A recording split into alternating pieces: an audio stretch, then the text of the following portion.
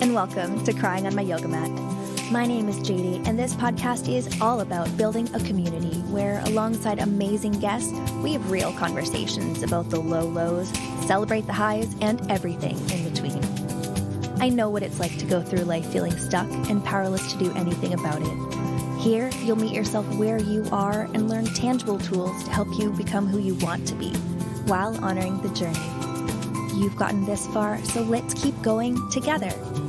Take a deep breath, and let's go. This episode, our guest is Vasia, a self-taught stick and poke tattoo artist and mother, passionate about social justice. Before we get into this conversation, please note that there is a trigger warning for this episode. Some of the topics talked about are sexual and physical abuse, human trafficking, gun violence, and drug addiction. With that being said, let's dive right into this talk. Well, hello. Hello. Thank you so much for being here with us. It's so lovely to see your face. Thanks for having me. I appreciate it. So how would today you like to describe yourself? Okay, so hi everyone. I just want to start by saying that I'm very nervous, so bear with me here as I try to get through this.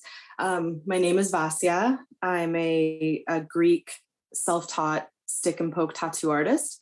I'm also a mother to an 11-year-old child who is actually in the next room patiently waiting and trying not to make any noise as we record this episode. I want to say that I live, work, and raise my child as an uninvited guest on the unceded Squamish, Musqueam, and Tsleil-Waututh territories. I'm also a survivor of human trafficking. I live with PTSD and anxiety. And I think partially because of what I've gone through in my life, I have a passion for social justice, and I try my best to advocate for human rights and for mental health awareness as best that I can. And what else? I'm a vegan for every reason. And aside from my human child, I have many, many plant babies. Awesome. That sounds like a whole lot of really good stuff. And I know I was extra excited to have this conversation with you because I really appreciate how much you stand up for the social justice issues that you see. And you have a bit of a platform and you use it for that. And I really aspire to that. So I was excited to get vulnerable with you. Thank you. She laughs fearfully. I'm nervous, but I'm here. I'm here for it. So if we're here for it, let's get into it. What, in your experience, has been your crying on your yoga mat moment that you'd like to tell us about? Okay, so after giving this much thought, my crying on the yoga mat story is actually making this podcast. I'm not sure if the listeners would have already been aware of this, but this is our second time recording this episode, and I just wanted to be really open and honest about that this is the second time that we're doing this, and that's really embarrassing to admit that I'm that person that required a second go, but there it is. So the first time that we did this, my anxiety level was like an 8 or 9 out of 10. I was completely sleep deprived. The nerves of doing this had consumed me, I mean, to the point that I don't even remember most of what we spoke about at the last one. I mean, also anxiety shits are a thing, so I think I was partially dehydrated.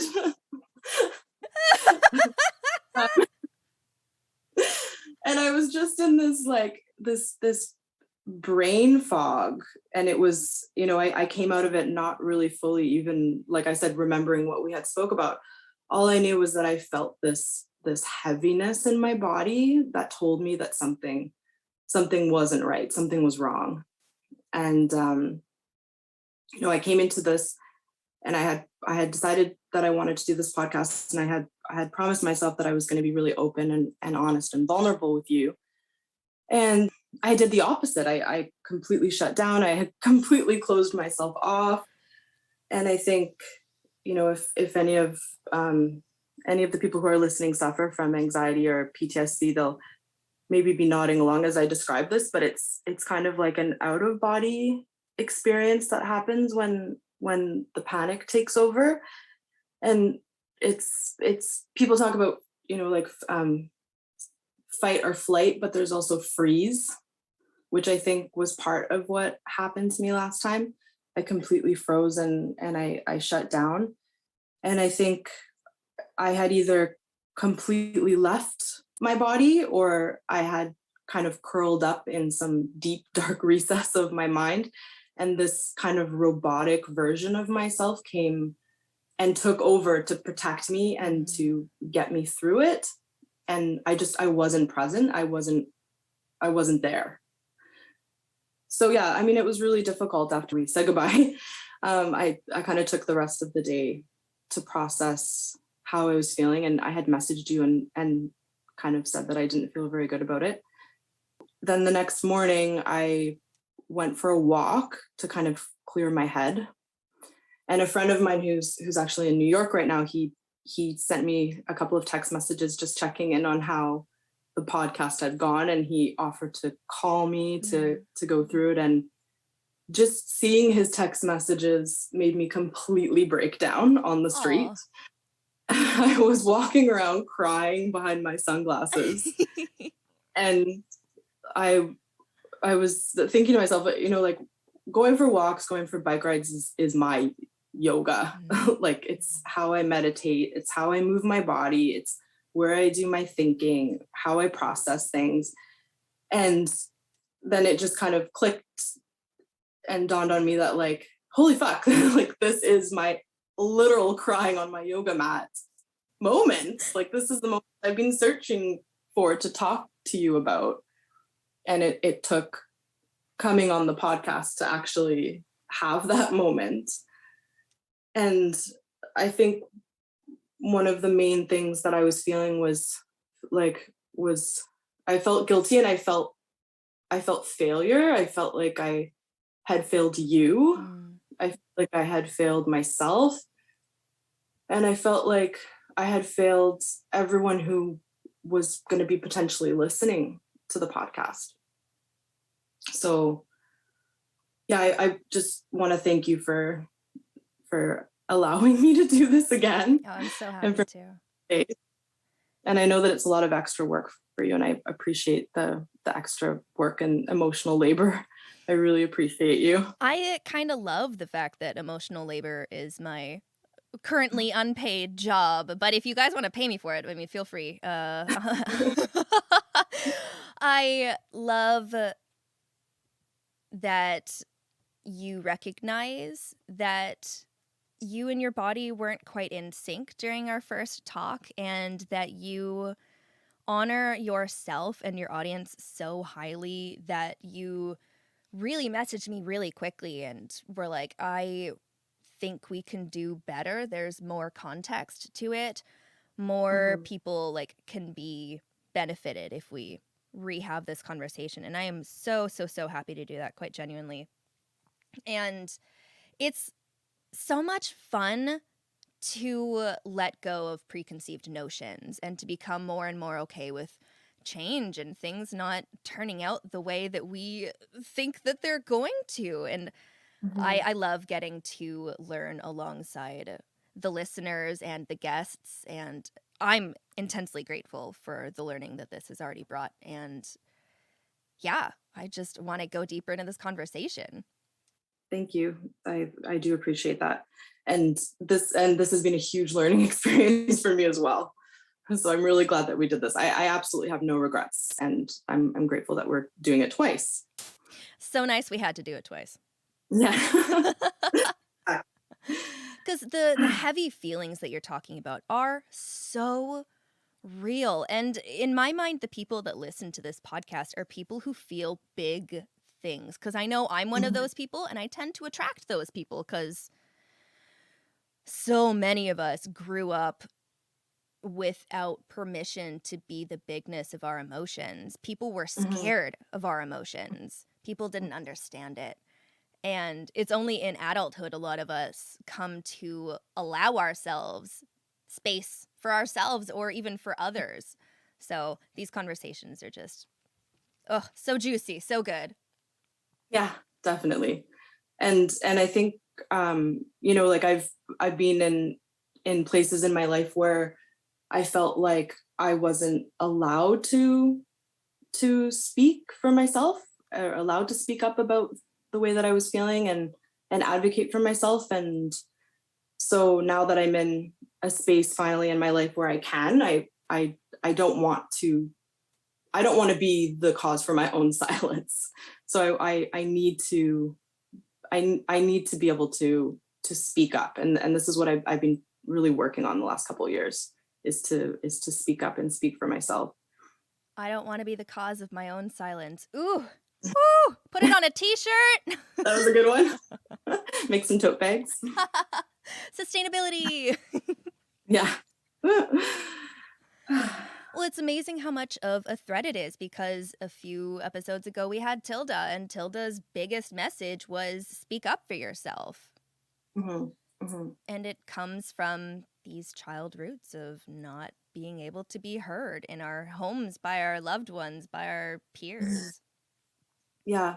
I mean, I want to say that, like, despite, I mean, when sometimes when people hear a little bit about what I went through as a teenager, they kind of assume that maybe there was some trauma in my home life, or some sort of childhood trauma.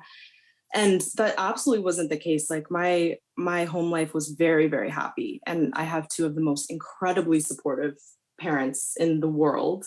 They were fully supportive of me coming out as queer when I was younger. They've supported me through absolutely everything I've ever wanted to do in my life. They've always been there as a shoulder for me to cry on, and yeah, they've done nothing but support me. So nothing that happened in my life had anything to do with my parents or my home life. I don't actually even fully understand to this day why I kind of went on the path that I did when I was younger, but I kind of fell into drug abuse, and there was an opioid addiction for a little while there, and that kind of put me in a vulnerable space at a young age, because it was around 15 or 16 when that had started.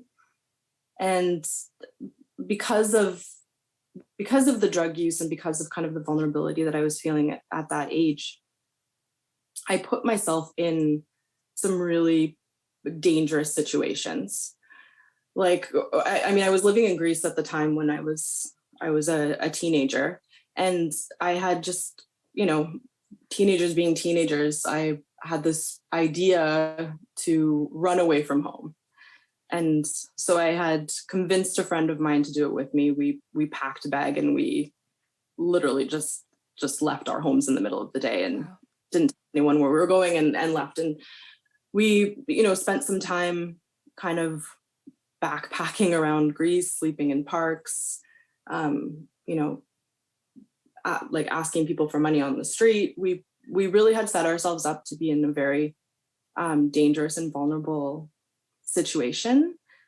And with the drug use on top of that, you don't really make the best decisions. You're not clear headed, and because of that vulnerability, we had kind of put ourselves in a situation where we were perfect for the grooming that the men that ultimately trafficked us did.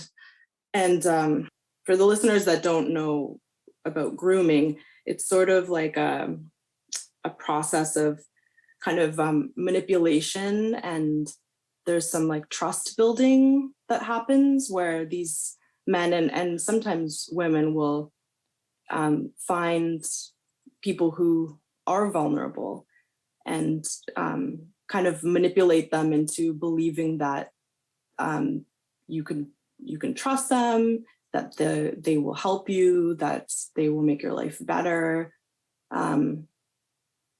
So it's kind of different from what people sometimes imagine when they think of human trafficking. You see sometimes things in the movies about people being, tied up with a bag over their head and thrown into the backseat of the car. It wasn't anything like that. I went willingly with these people. And ultimately, because myself and my friend went with these people, they smuggled us over the northern border of Greece into Albania. And there's a lot of police corruption in that part of the world. So a lot of people might ask, like, how do you make it over a border without, we didn't have any identification on us. We hadn't taken any passports or IDs. But there is a lot of corruption in the system. So it's a lot easier than you might think for people to smuggle human beings over borders. So yeah, I mean, that's how I ended up in that situation. And because I was smuggled over the border, I mean, at that point, I began to realize very quickly that the situation wasn't what I thought it was going to be. And at that point, and this, like, when I talk about advocating for human rights, I was at a point in my life where every single one of my basic human rights were taken away from me. I had completely lost my freedom. I wasn't permitted to leave. I lost ownership and control over my own body and what happened to my body. And my body was exploited. There was, like, I don't want to get into dirty details, but there was, sexual exploitation and assault. There was violence. There was, I was held at gunpoint for a lot of it. I was, what I ate and when I ate was controlled. When I slept, I was completely at the mercy of these captors. And there were several instances that I thought I would lose my life entirely, because, it was really scary. And so there, at one point, I remember I was crying and one of my captors had actually kind of sat down with me. He seemed really confused and he was like, "Why are you so sad?" He's like, "Did I not bring you tomatoes and bread? Did I not bring you cigarettes? What's the problem here? Like, why aren't you smiling?"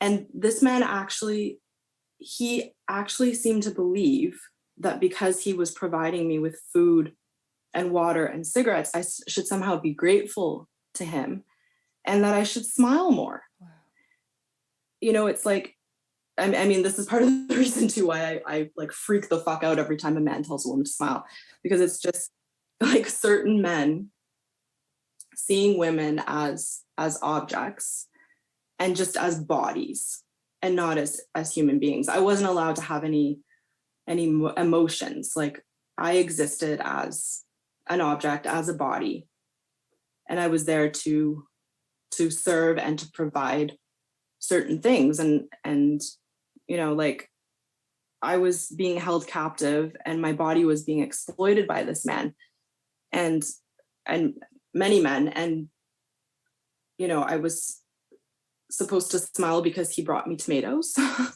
Like, fuck you. Yeah. And I couldn't say anything then. Like, I wasn't able to say anything. I didn't have a voice. My voice was taken away from me. I couldn't advocate for myself. There was nothing I could do. I was at their mercy. So now that I have my voice, like, nothing is going to silence me. Like, not the fear of going on a podcast, not hate mail in my Instagram inbox, not Instagram and Facebook shutting down my account and putting me in social media jail. I don't give a shit. Like, even though I use Instagram for my business and my livelihood, and that's how I feed myself and my child, I refuse to be silenced anymore. I won't do it. How did you keep yourself sane? During the experience? Yeah. There was no sanity in that experience. I completely disassociated. I just like kind of like a more extreme version of what happened the first time we were recording the podcast. I completely shut down. I was living in a different part of my mind. My body shut down to the point that like even my bodily functions stopped working. You know, like my period stopped. I don't even, it was just I was a shell. And a lot of what happened, I don't even remember. I get bits and pieces that come back to me even, you know, years and years later. So, you know, there's parts that I remember quite vividly and then parts that I don't remember at all. I think, you know, you're just in this kind of heightened sense of fear for that long, like it's bound to happen. And this is, you know, also why I do have PTSD and anxiety, and that never goes away. Mm-hmm. Even years later, I still suffer because of it. I mean, it gets better, and then sometimes it gets worse. Like the healing isn't linear. It's like it's very up. It's got its ups and downs for sure. Absolutely. If we can talk about the healing journey. Yeah, for sure. I do want to say before we get into that my story is really unique in the sense that I was able to escape this situation. There are thousands, probably hundreds of thousands of people that weren't as lucky as I was. People spend their whole lives in these situations. They die in these situations. You hear about women jumping out of windows in apartment buildings. I mean, a lot of times people are smuggled by water and they drown because the boat only takes them so far and they're expected to swim. So I just wanted to make a note there that, like, you know, as terrible as this was, I was very fortunate that I had a like relatively short-lived experience and I was able to go home safely. And I did have the loving support of my family to return to, because that's, you know, 99% of the time it's just not the case. Thank you for making sure that those voices are heard when they mm-hmm. can't be heard for themselves right now. We will put a link in the show notes of how you, the listener, can support victims of human trafficking. Mm-hmm. Yeah, there are several organizations that are great that help rescue and rehabilitate survivors. So fantastic. Well, I'm grateful that there are people like yourself that are willing and open to talk about these things and to help others who have been harmed, to open up our eyes to the realities of this, to mm-hmm. make sure that you are letting us know that your experience was not someone else's experience, was not someone else's experience. It's so important to have that reminder constantly that no one of us is a monolith and the example for the entirety of something. Absolutely. Oh, yes. Every single story is 100% unique. It's just important for people to be aware and to make sure that their children are aware that this kind of thing can happen to anybody. And I mean, I was a Canadian citizen and a Greek citizen, but a Canadian citizen living in Greece. And, you know, the friend that I was with was an American citizen living in Greece. So nobody's immune to this type of thing.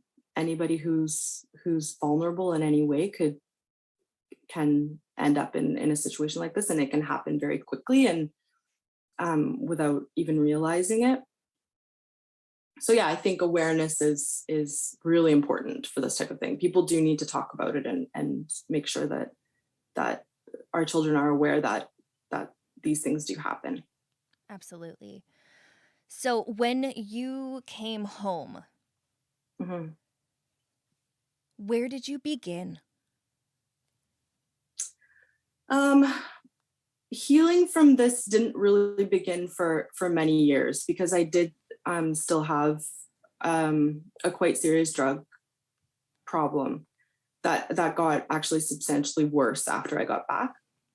And when you're using substances, you're not able, in my opinion, to process things. I think you just kind of get stuck at the point that you're at when you start using. and there's really no growth or healing that happens. Mm-hmm. So my first hurdle was healing from the addiction, and I had a lot of support from my parents on that, and it was an uphill battle, and there were highs and there were lows, and different treatment centers, and there was methadone, and there was all sorts of things, and ultimately I just had one day I had to hit rock bottom over and over again in order to just kind of come to terms with what was going on and make the decision for myself to stop and to kind of live life without drugs and start to process things with a sober brain. Mm-hmm. And there's and also I don't think that I was ready to process things until many years later. So I think I just kind of went on with my life as if it didn't happen. And I think my anxiety got worse because of that, because I just tried to ignore a lot of what I was feeling and push it down. My parents did put me in various therapies and things like that, but I just don't think I was ready to process. So when I wasn't present for a lot of the therapy that I went through. So I don't think that it really did anything until I got to the point where I was ready to start talking about it. And it's still ongoing. Absolutely. We'll never, it's going to be a lifelong journey for me. So yeah, I mean, I think one of the biggest things that happens when you go through a trauma, and that's any trauma, it doesn't have to be the same thing that I went through. There's so many different traumas that we can go through, is you sort of, and we talked about this a little bit earlier, you kind of disconnect from your body. And also with your mind, I feel like the mind kind of fragments, and there's different parts of the brain that can take over. There's, like I said, the kind of robotic part of me had taken over, during the last time that we recorded. But yeah, feeling kind of disassociated and fragmented. It takes a lot to kind of pull yourself back together. And feeling a disconnection with my body has been like a big part of my journey, and kind of struggling with reconnecting to my body and feeling like I'm the one who's living my life. Oh yeah. Feeling like I'm in my body. I struggle with that. So I need to ground myself a lot, and yeah, grounding is really important. Just pulling myself back into my body, because I do disconnect from it a lot. And you were saying earlier that walking is kind of one of your forms of yoga. So what are the other forms of grounding that really work for you? So yeah, I mean, walking and bike rides are huge for me. I get on my bike, I put music in my ears, or go for a walk and put music in my ears, and then just feeling the air, being outside, being in nature, moving my body. I find that to be really helpful and meditative. Also, there's this little trick that I learned from a therapist, and I'm sure most people have heard about this, is you name 5 things that you see, 5 things that you hear, 5 things that you feel on the outside of your body. I do that a lot. Last time we talked a little bit about the toolkit, the anxiety toolkit that I had put together. I have a couple of things like fidget things that I'll kind of touch with my hands. I have this spray, essential oil spray, that I kind of spray on my face, and then just kind of feeling it on my face and smelling the smell will kind of bring me back. Sipping on water. All of those things help. Yeah, those are amazing. I will especially say water. Good chance you're dehydrated if you're feeling some type of way. Even if you're not feeling some type of way, you're probably dehydrated. Take a sip of water. This is your sip of water break. Absolutely. Water is so important. Yeah, absolutely. This is kind of a off-topic question, but I am curious if you're willing. So you were mentioning how dissociation and how disconnecting from your body has been a huge struggle and arc in your life. And my question is, did motherhood affect that? Yes, absolutely. That's a really great question, because that was actually something I did want to talk about today. Yeah, I felt, I mean, yeah, I've always felt disconnected from my body because of trauma, but going through pregnancy and birth and motherhood really brought a lot back for me and made me feel even more disconnected from my body. I felt like I once again had sort of lost control over my body. Things were happening to my body that were not in my control. I birth itself was extremely traumatic because I had to just kind of let go and let things unfold the way that they were going to unfold. I mean, you can always have a birth plan, but things never go according to plan. Yeah. I had specifically chosen to surround myself by women while I was birthing. So I had a doula, and I was part of a program that had both midwives and doctors, and everyone was women. Shit hit the fan, and I ended up with this man as my doctor who had probably the worst bedside manner possible for someone who has, trauma and anxiety. So yeah, things definitely took a turn. It was very, very traumatizing. I had to ultimately give birth with forceps. So I was in, an operating room. I was prepped for a C-section. I had a spinal block, so I couldn't feel any of my body from my breasts down. God. I was surrounded by men. There were lights on me, and I had absolutely no control of what was happening. And I was also in a vulnerable position on my back with my legs open and all of these men around me. It was terrible. It was absolutely terrible. And I think because of that experience, it's really sad, and it scared the shit out of me. But when my baby did finally come out, I felt disconnected from her. And it took me a couple of days to fully bond with her. I felt like I was going through the motions of what I needed to go through in terms of nursing and caring for her, but I didn't feel that connection right away. And then when it did happen, it was so intense. Like, I think I actually connected with her more because of, the first few days that we went through. And suddenly I was like, oh my God, I love this little shit so much that it's unbelievable. Like, I felt it like physically how much I loved this child. And I would just hold her and look at her and cry and cry. And it was very intense. But even in the years that followed, after we bonded and everything like that, I still kind of felt like my body existed to fulfill the role of a mother. So I lost myself a little bit in motherhood. I lost my identity a little bit, and definitely felt like newly disconnected from my body. And I mean, how society reacts to postpartum bodies doesn't help matters either, because everyone tells you how beautiful you are when you're pregnant and how glowing you are. And then as soon as the baby comes out, it's all about the baby, and the mothers are kind of forgotten a little bit. And suddenly our postpartum bodies are considered beautiful. Mm-hmm. So, there's a lot of like changes that happen.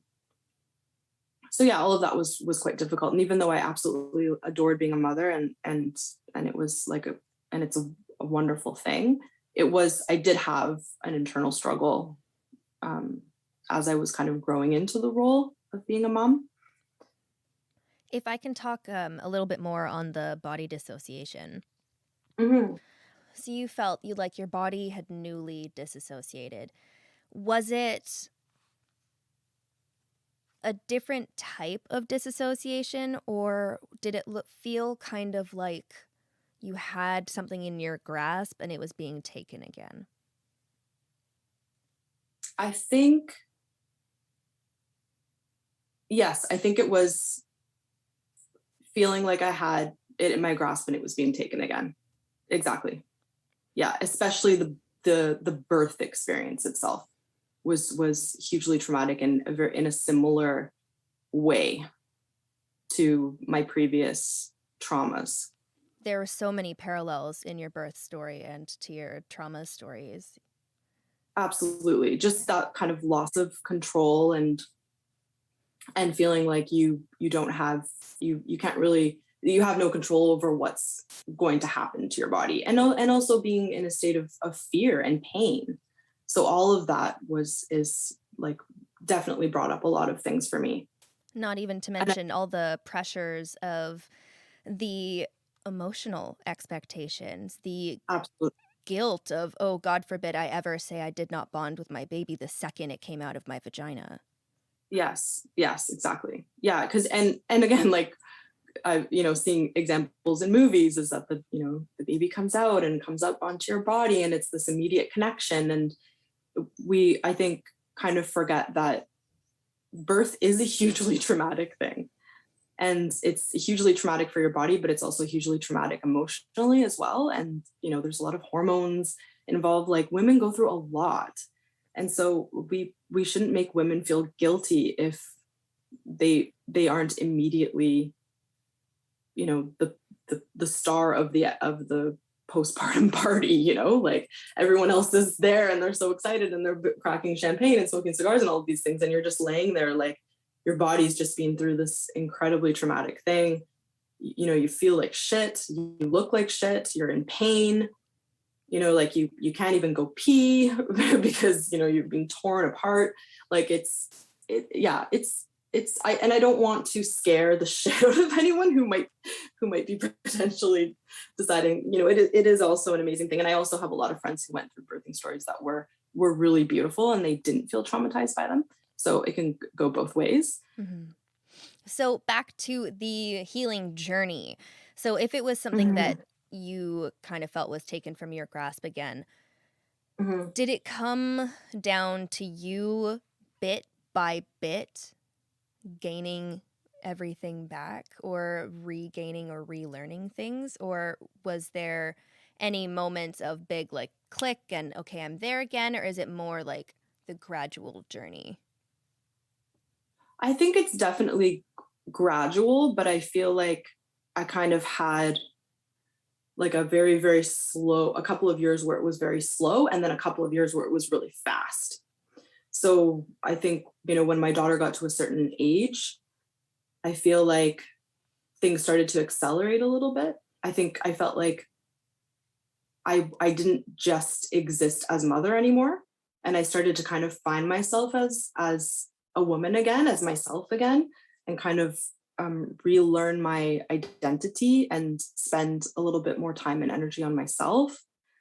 And, like, as weird as it sounds, actually getting tattoos and then ultimately learning how to tattoo was actually a huge part of me reclaiming my body and finding ownership over it again.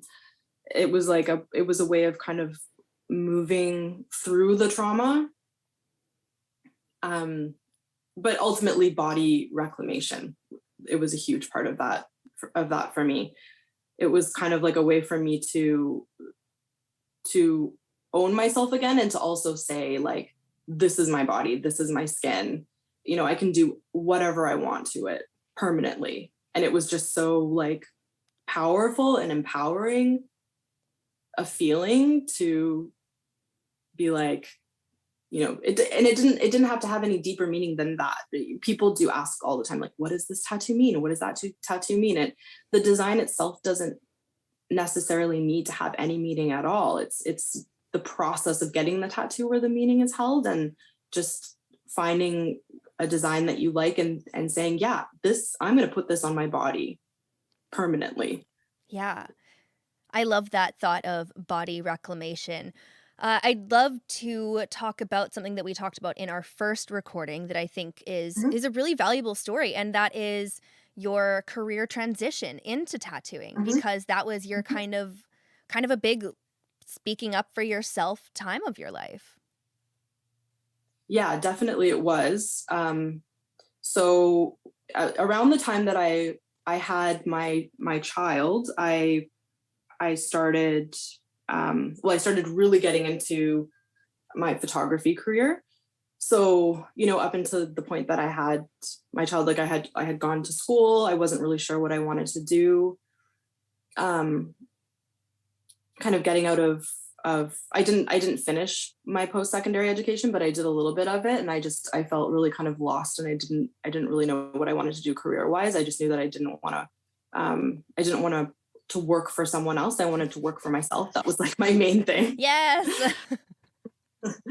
And I knew that I loved photography. So I just kind of was trying to find a way that I could bring the two together, and that I could do photography as my career and also be my own boss. So I created this career for myself, and I grew it over, the next few years, and it became very successful. And I was traveling a lot for it. I got to go to a lot of amazing places. I was in Europe a few times a year. I got to go to Asia to do some shoots, and it was, I had created the dream that I wanted. I had actually created it. It was there. I was living it. And what we had spoke about last time was that when I got to the height of my career is when I kind of realized that it wasn't what I wanted at all. Yeah. And that I actually was dreading going to work each and every time. And, the industry is really toxic and really poisonous. It's very competitive, very cutthroat, and it's exhausting. It's an exhausting job, and it can be thankless. And I also felt like in my photography career, I couldn't really be myself. Like I had to show, I had to kind of, like, especially in social media, I kind of had to put out this kind of persona for myself of what I thought my clients wanted me to be. And so I felt like I couldn't speak up about anything really that I wanted to speak up about. I had to really watch my P's and Q's, and I had to make sure that, nothing was getting out there that might affect my career. And that also was exhausting, and again, felt like I was being muted. Yeah. So that's how I got into tattooing. At first I had decided that I wanted to try to teach myself to tattoo just as another creative outlet, because I felt like I really needed something new. And it just organically turned into a career. I love that it organically turned into it, and that you did what you needed to career-wise to get to where you could fully sustain yourself on tattooing. Yes. So which is amazing. I'm really, really grateful that I'm able to have this career, and that I'm able to be a part of other people's healing journeys. And I do have a lot of people coming to me for tattoos because they're working through their own trauma or their own body reclamation journey. So I really love that. And to be able to do something that I love and have it as my full-time career is, a second time around is a real blessing. And I'm really grateful for that. I mean, I'm not going to say that I didn't work hard. I'm going to give myself credit for that, because I've worked hard building both of my careers. But I do feel very grateful that I'm in a position to be able to do what I love full time and pay the bills doing it. One of the amazing things is that you have also encouraged others to do the same. You've started other people along the path that you took. Mm-hmm. Yeah, I've encouraged a few people who have reached out to me with an interest in tattooing. Whenever I try my best to answer everyone who comes to me with questions about tattooing, because when I first started, I reached out myself, and nobody would help me. And I do find that, I mean, all industries are toxic, and I was saying about there's toxicity in the photography industry, and there's definitely toxicity in the tattoo industry. And every year that I do this, I find out a little bit more about that. But one thing that that happens a lot with tattooing is that there's a certain amount of gatekeeping. So there is sort of like an old school mentality in tattooing that not everyone deserves to be a tattoo artist, and that people need to go through these apprenticeships that are many times abusive. There's been a lot of things surfacing now about what people have gone through during these apprenticeships. And so I believe that being self-taught is totally valid, and that everyone and anyone can become a tattoo artist if they have a passion for it and that's what they want to do in their life. So yeah, I like to help encourage people who have an interest in it and are potentially looking at it as maybe a career or even a hobby. I will say that it's extremely important to make sure that before you start tattooing anyone, even yourself, you fully understand sanitation procedures and you take a bloodborne pathogens course. Mm-hmm. Sure. But yeah, ultimately, I do believe that anybody who wants to be a tattoo artist can become one, and there's no reason why we need to gatekeep this profession from people. Well, yeah, and it's so much fun because you encouraged your best friend Lele Chan to start tattooing. She did one of my tattoos. You guys had a studio together for a little bit, and you guys would have so much fun together. Oh yeah, there's videos on our Instagram of us rolling around on our chairs in the studio. Yeah, it was lots of fun. Who doesn't want to do something that they love with their best friend? Exactly. And there is something that you offer your tattoo clients that they can do for free with one of the existing tattoos that they get with you. And what was that? Yeah. So if you're coming in for a tattoo with me, I do offer to tattoo a small little red X. Usually it's on your hand, but it can be anywhere. And basically these little red X's are to raise awareness about human trafficking and to just start the conversation about human trafficking. I've tattooed them on many of my clients, and I love when they come back to me and say that, they were out and someone asked them about it and they started a conversation about human trafficking. And it's just a small way to kind of raise awareness and get people talking about it. That's huge. And like conversations are really just the biggest crux of everything. Yeah, absolutely. And it's a conversation that you probably wouldn't otherwise have with someone, but that little red X is just a small reminder. It's almost like a little consent form, a little tick saying, yes, please talk with me about this topic. Absolutely. Yeah, for sure. And it's also a way for people to show their support as well, and that they're standing with survivors and also people who are still being victimized by this type of thing. Absolutely. In your healing journey, what were some of the best ways that the people in your community supported you? When I first started feeling comfortable talking about this, I only really opened up to a few of my closest friends, and now I'm just kind of opening up to a bit of a wider audience.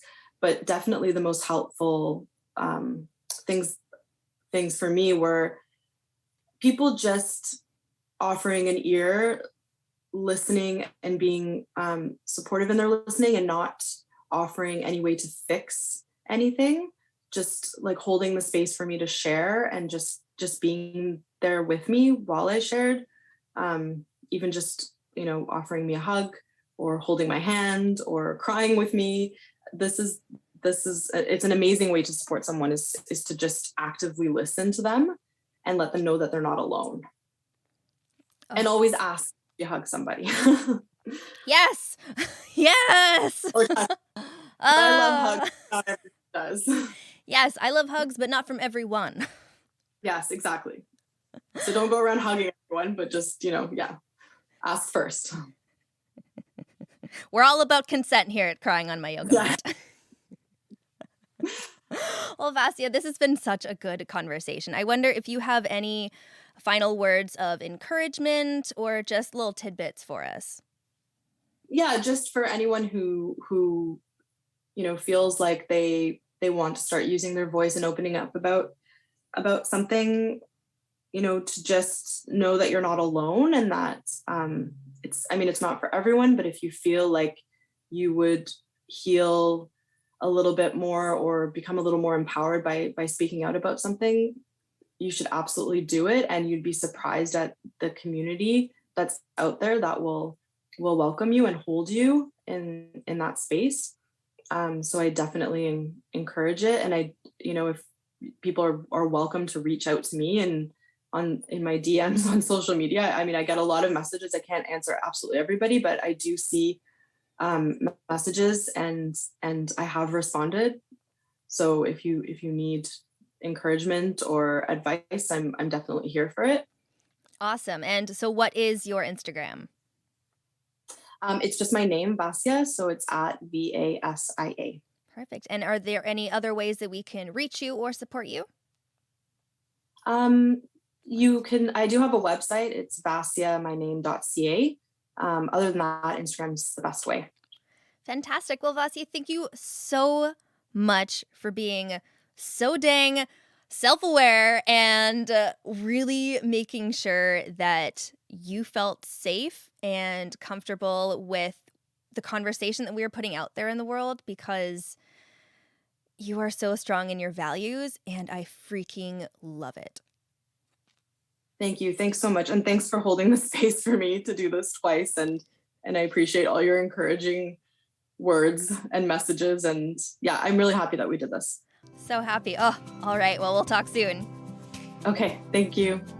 Thank you so much for listening. If you enjoyed this episode, please share it on social media. You can tag me on Instagram at crying on my yoga mat so I can see what you're learning and loving about the show. Until next time.